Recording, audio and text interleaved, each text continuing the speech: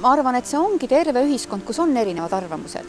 Et oluline on see, et kui me neid erinevaid arvamusi siis väljendame, et me jääksime ikkagi ka teiste suhtes austavateks. Meil on paratamatult ka oma taustast, oma juurtest tulenevalt ka erinevaid arusaamu, aga oluline on ikkagi nendest rääkida avatult ja seda, just nimelt siin oli ka rõhutati seda, et seda arvamuste vahetamise kultuuri peaks olema, et seda võib-olla jääb meil tõesti puudu.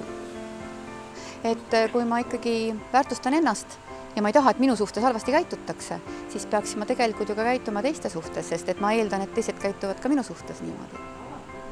Tegelikult neid väärtusi on palju ju ja ma arvan, et igas Eesti peres on omad väärtused.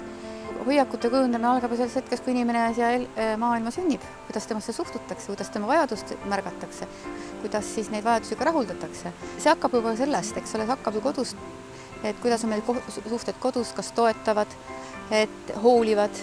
Samamoodi ka, et kui ma ise väljendan ennast, et ma siis ka kuulan, mida teised arvavad ja siis sealt siis üheskoos siis saabki need ka mõelda, mis on siis need asjad ja väärtused, mis meid mõlemad toetavad ja me saame koos edasi minna.